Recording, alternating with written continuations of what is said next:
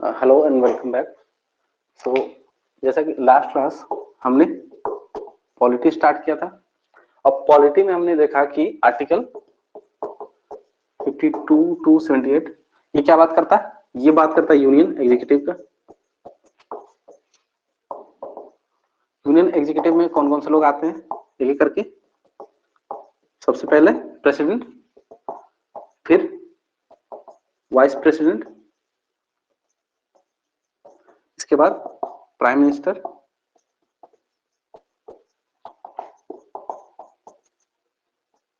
इसके बाद council of ministers,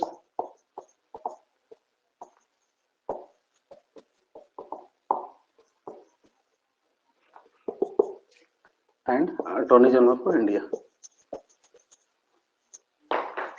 attorney general of India, ठीक है। तो लास्ट क्लास हमने ये देखा कि यूनियन एग्जीक्यूटिव में कितने लोग आते हैं?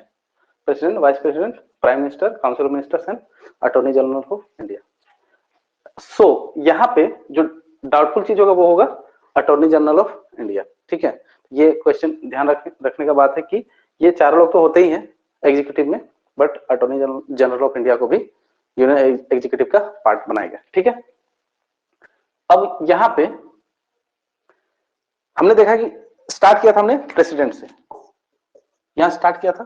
सबसे पहले हेड ऑफ द स्टेट। हमने देखा इलेक्शन, इसमें कौन कौन से लोग पार्टिसिपेट करते हैं। एक इलेक्टोरल कॉलेज होता है, यहाँ चुनाव जो होते हैं वो इनडायरेक्टली होते हैं, और उस इलेक्टोरल कॉलेज में कितने लोग पार्टिसिपेट करते हैं? एमपीज, जितने भी इलेक्टेड एमपीज होते हैं, जितने भी इलेक्टेड एमएलए होते हैं, वो सारे के सारे लोग पार्टिसिपेट करते हैं। और जो इलेक्टेड एमएलए हैं, खास करके दो यूनियन टेरिटरीज जो कि दिल्ली और पुडुचेरी, सिर्फ वही दो यूनियन टेरिटरीज के जो एमपी एमएलए हैं वो सिर्फ पार्टिसिपेट करते हैं। इसके अलावा हमने डिस्कस किया था कि कौन नहीं करते हैं, तो ऑल नॉमिनेटेड मेंबर्स, जितने भी नॉमिनेटेड मेंबर्स होते हैं वो सारे के सारे पार्टिसिपेट नहीं करते हैं, चाहे वो एमपीज हो चाहे एमएलए हो। इसके अलावा हमने ये डिस्कस किया था कि कुछ स्टेट्स में, इंडिया में ऑल ओवर इंडिया टोटल 6 ऐसे स्टेट्स है जहां पे बाइकैमरलिज्म है। मींस जिस तरह से सेंटर में विधानसभा, सॉरी लोकसभा और राज्यसभा है, सेम उसी तरह से स्टेट में भी किसी किसी स्टेट का क्या है कि विधानसभा भी है और विधान परिषद भी है।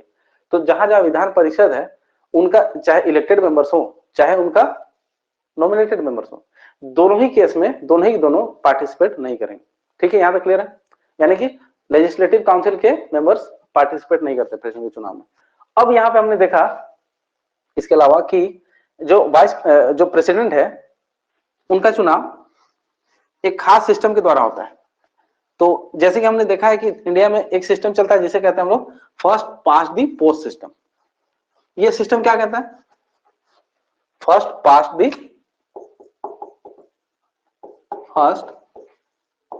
दी पोस्ट सिस्टम। ये सिस्टम क्या कहता है कि सबसे पहले मान लीजिए किसी स्टेट में 4 एमएलए वोट के लिए, चुनाव के लिए खड़े हुए, एक को मिला 10%, दूसरे को 10%, तीसरे को 9% और चौथे को 11%। यहाँ पे क्या हो रहा है, ये जो 11% जिसके वोट्स आए हैं वो चुनाव जीत जाएगा। कैसे? क्योंकि ये कहता है फर्स्ट पास्ट, सबसे पहले कौन किससे आगे निकल गया। ये इससे निकला, नहीं निकला, ये बराबर है। ये इससे निकला, नहीं, ये इससे कम है। तो सबसे पहले सबको बीट करने वाला पार्टी कौन है? चौथा पार्टी, वो है 11%। तो यहाँ पे एक लूपहोल है। लूपहोल क्या है कि किसी भी पार्टी को यहाँ पे 50% या उससे ज्यादा वोट नहीं मिले, यानी कि मेजोरिटी वोट्स 50% से ज्यादा वोट किसी को भी नहीं मिले, बट फिर भी वो चुनाव जीत गया। तो ये कमी को दूर करने के लिए, क्योंकि प्रेसिडेंट का चुनाव है, तो इस कमी को दूर करने के लिए प्रेसिडेंट के चुनाव में हमने ये इंश्योर किया कि जितने भी प्रेसिडेंट इलेक्शन में खड़े होंगे उनको एटलीस्ट 50% या उससे ज्यादा वोट मिलने चाहिए। उसके लिए नया सिस्टम आया और उस सिस्टम को कहते हैं प्रोपोर्शनल। एक तो प्रोपोर्शनल रिप्रेजेंटेशन,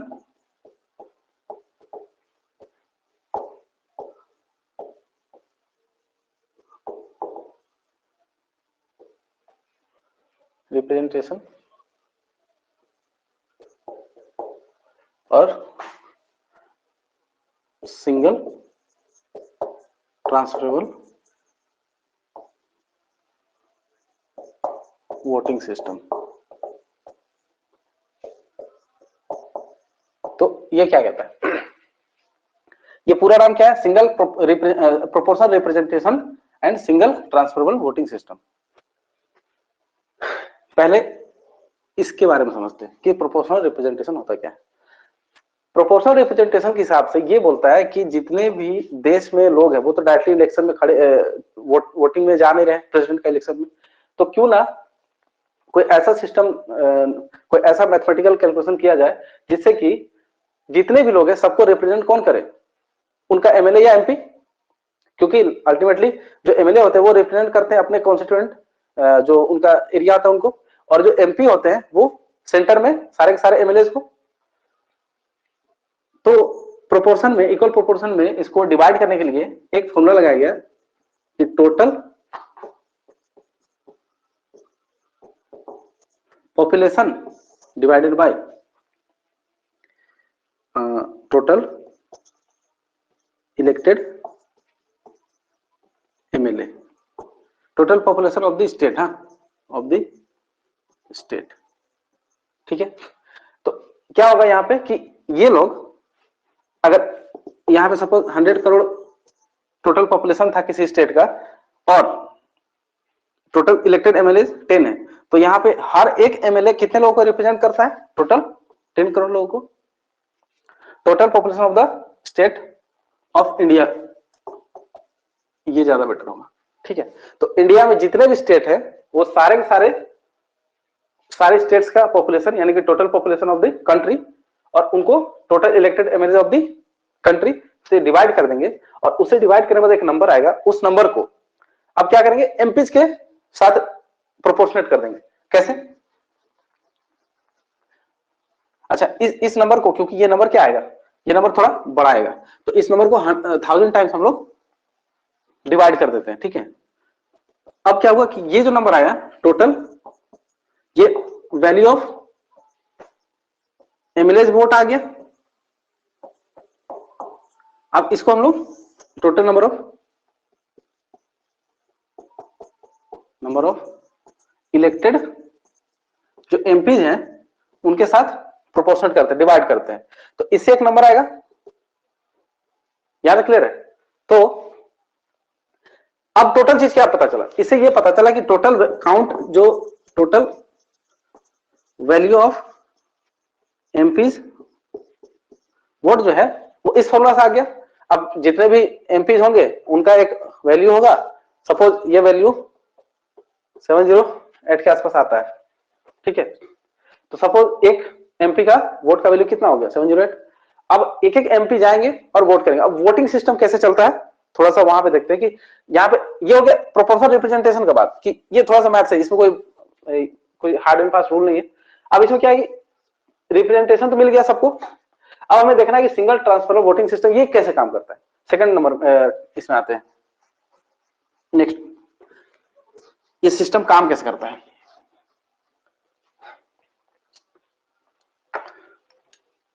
क्योंकि सपोज हम लोग एमपी का एक एग्जांपल लेते हैं। ठीक है, एक एमपी का वोट का काउंट, उसका जो वैल्यू होता है वो 708 के आसपास होता है। ठीक है, अब क्या इसको बोला जाएगा कि आप क्या कीजिए कि जितने भी कैंडिडेट आए हैं प्रेसिडेंट चुनाव के लिए, सपोज 4 कैंडिडेट आए, A B C and D, आप क्या कीजिए सबको प्रायोरिटी दे दीजिए कि आपका फर्स्ट प्रायोरिटी में कौन रहेगा, और सेकंड प्रायोरिटी में कौन रहेगा, और थर्ड में और फोर्थ में कौन रहेगा। सपोज ए को फर्स्ट प्रायोरिटी मिला, सी को सेकंड, डी को थर्ड और बी को फोर्थ। ठीक है, अब क्या होगा कि ये जितने भी वोटिंग, इनका वोट जिनके इन चारों में बटेगा। सबसे पहले सपोज इन्होंने ए को वोट दिया, और इनके जैसे जितने भी लोगों ने वोट दिया था सबका वोट का काउंट का नंबर वैल्यू जो होगा वो तो सेम होगा, तो सबको ऐड किया जाएगा, और सबको ऐड करने के बाद एक परसेंटेज निकलेगा कि कितना परसेंट वोट इस बंदे को यानी कि कैंडिडेट ए को मिला है। तो इसका सपोज 30% आता है। तो जैसे ही 30% आया, क्योंकि यहाँ पे देखा जाता है कि मेजोरिटी वोट किसको मिला है, तो 50% या उससे ज्यादा होना चाहिए, लेकिन ए को कितना मिला, 30%। तो अब ये जो 30% वोट मिला है ये अपने आप ऑटोमेटिकली ट्रांसफर होकर सेकंड प्रायोरिटी पे चला जाएगा। इसीलिए इसको कहा गया है सिंगल ट्रांसफरेबल वोटिंग सिस्टम। देखिए ट्रांसफर हुआ ना, वो वोट जो मिला था 30%, वो कहां ट्रांसफर हो गया अब सेकंड प्रायोरिटी में। अब इनको भी जितने लोगों ने वोट दिया होगा उनका भी एक काउंट निकलेगा और उनका भी एक परसेंटेज आएगा। सपोज ये आ गया 40%, तो जैसे ही देखा गया कि इसमें 40% आया, तो यानी कि ये भी मेजोरिटी का जो थ्रेशोल्ड है 50% का, वो ब्रीच नहीं कर पाए, तो इनका जो वोट होगा अगेन ये ट्रांसफर होकर थर्ड प्रायोरिटी में चला जाएगा।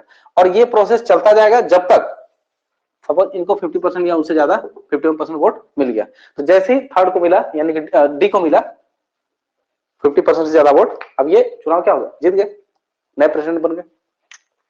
सिंगल ट्रांसफर वोटिंग सिस्टम में जानना ही बस इतना है कि इसमें सिस्टम काम कैसे करता है। इसमें सारे के सारे एमपी या एमएलए, जो भी एग्जांपल हम लोगों ने एमपी का एग्जांपल लिया था, तो जो भी जितने भी एमपी या एमएलए वोटिंग सिस्टम में वोट में पार्टिसिपेट करेंगे, उनका एक प्रायोरिटी दिया जाएगा उनको कि ए बी सी डी को आप प्रायोरिटाइज कीजिए, और प्रायोरिटी के हिसाब से उनका वोट उनके फर्स्ट प्रायोरिटी जाएगा पहले।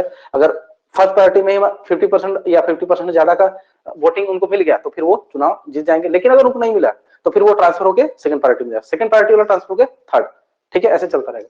तो यही सिस्टम है सिंगल ट्रांसफरेबल वोटिंग सिस्टम। अब हम देखते हैं कि इलेक्शन के बाद प्रेसिडेंट का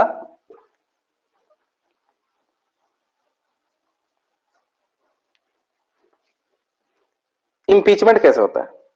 इलेक्शन हो गया, अब इंपीचमेंट कैसे होता है। इंपीचमेंट को ही मतलब रिमूवल, थोड़ा सा यहां पे गलत होगा कहना, इसीलिए इंपीचमेंट बोला क्योंकि बहुत बहुत जिम्मेवारी वाला और इज्जत वाला पोस्ट है ना, हमारे देश का हेड है, हेड ऑफ द स्टेट। तो हम लोग बेसिकली यहाँ पे रिमूवल नहीं बोल के इसको इंपीचमेंट बोलते हैं। अब इंपीचमेंट का प्रोसेस कैसे होता है देखते हैं। ये बोलता है कि अगर सपोज किसी भी प्रेसिडेंट को देखा गया कि वो लॉ के अकॉर्डिंग काम नहीं कर रहा है, वायलेशन ऑफ लॉ, अगर वो इसका गिल्टी पाया गया कि वो लॉ को उन्होंने तोड़ा है, वायलेशन ऑफ लॉ। अब कहीं कहीं भी कॉन्स्टिट्यूशन में वायलेशन ऑफ लॉ को डिफाइन नहीं किया गया कि ये होगा कैसे, सिर्फ लिख दिया गया कि वायलेशन ऑफ लॉ होगा तो इनके ऊपर मोशन स्टार्ट हो जाएगा इंपीचमेंट का। अब ये देखा गया है कि अगर किसी भी, चाहे वो दोनों सदन लोकसभा और राज्यसभा, हम जानते हैं कि हमारे देश में एक है लोकसभा एक है राज्यसभा, दो सदन है। दोनों सदन में अगर सपोज लोकसभा वालों को लगा कि नहीं, अगर प्रेसिडेंट ने कुछ वायलेशन किया है लॉ का, तो फिर मोशन ये भी स्टार्ट कर सकते हैं, मोशन ऑफ इंपीचमेंट। और सेकंड, अगर राज्यसभा को लगा, यानी कि दोनों ही पार्टी, दोनों ही जो सदन है, चाहे लोकसभा हो चाहे राज्यसभा हो, दोनों ही सदन, दोनों में से किसी के भी सदस्यों को अगर लगा कि प्रेसिडेंट ने वायलेशन ऑफ लॉ किया है, तो फिर वो मोशन अपना ड्राफ्ट स्टार्ट कर सकते हैं, उनका इंपीचमेंट का प्रोसेस स्टार्ट कर सकते हैं। अब क्या होगा कि सपोज राज्यसभा में मोशन लाया गया कि हाँ इनको इंपीच करना है, तो इसमें जरूरी क्या है, जरूरी ये है कि एटलीस्ट 1/3, हाँ एटलीस्ट 1/3 जो होंगे